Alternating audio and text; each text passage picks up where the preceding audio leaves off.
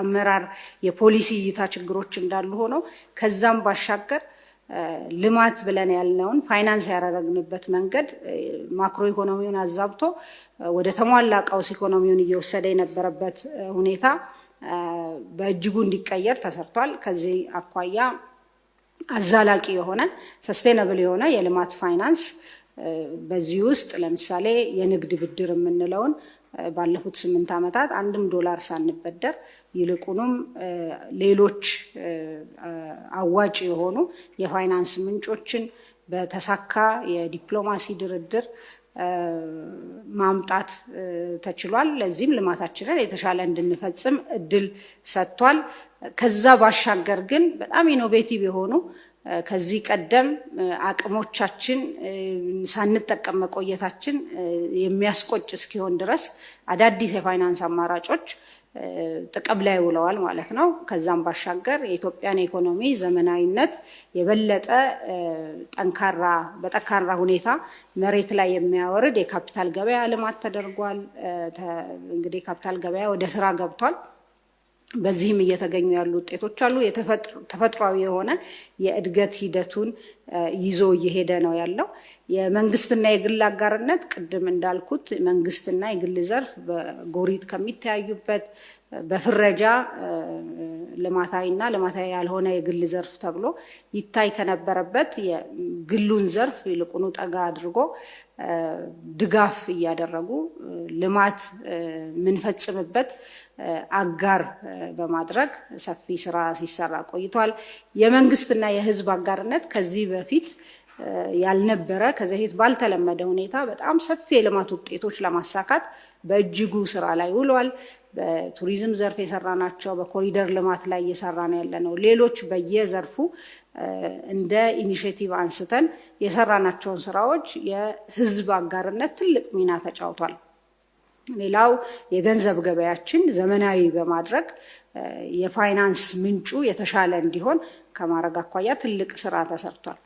ሌላው የኢኮኖሚ አመራር ላይ የተደረጉ እንግዲህ የአሰራር ለውጦች ሪፎርሞች ናቸው።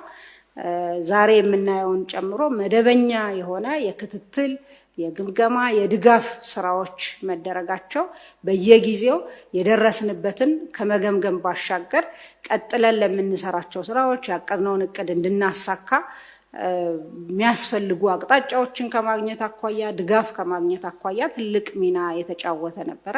ከዛ ባሻገር የተለያዩ የተደራጁ የተቋማዊ የሆኑ ሜካኒዝሞች እንደ ማክሮ ኮሚቴ ያሉ የዘርፍ ካውንስሎች ማዕድን፣ ማኒፋክቸሪንግ እንደዚሁ በተለያየ አግባብ የተመሰረቱ ካውንስሎች ወይም ምክር ቤቶች ትልቅ ሚና የዲጂታል ካውንስልን ጨምሮ እየተጫወቱ ይገኛሉ። ይሄም በቅርበት ስራን ለመምራትና ከዛም ባሻገር በቅንጅት መሰራት ላለባቸው ስራዎች የተሻለ መሳለጥ እድል የፈጠሩ ናቸው። የገንዘብ ፖሊሲ እንግዲህ ዘመናዊ አድርገናል ብለናል። ይሄን ዘመናዊነት አንዱ መገለጫ የገንዘብ ፖሊሲያችን በኮሚቴ ነው የሚመራው። ያ ኮሚቴ የመንግስት አካላት ብቻ ሳይሆኑ በዘርፉ ዕውቀት ያላቸው ከተለያየ ቦታ ተመርጠው የመጡ ሰዎች ያሉበት በአጠቃላይ ዘመናዊ የሆነ በዕውቀት የሚመራ የገንዘብ ፖሊሲ መኖሩ ኢኮኖሚውን በየጊዜው እየተተነተነ በኢኮኖሚ ውስጥ መኖር ያለበት የገንዘብ መጠን የገንዘብ ፖሊሲዎች መሳሪያዎቻችን ምን ይሆኑ የሚለውን ጨምሮ ከማየት አኳያ ዘመናዊ የሆነ ኢኮኖሚ አመራር ሲሰጥ ቆይቷል። የፕሮጀክት አስተዳደርና ቅልጥፍና እንደዚሁ በእጅጉ ኢኮኖሚያችንን ኋላ በውጤት ማሳየው መለኪያ ይኖራል።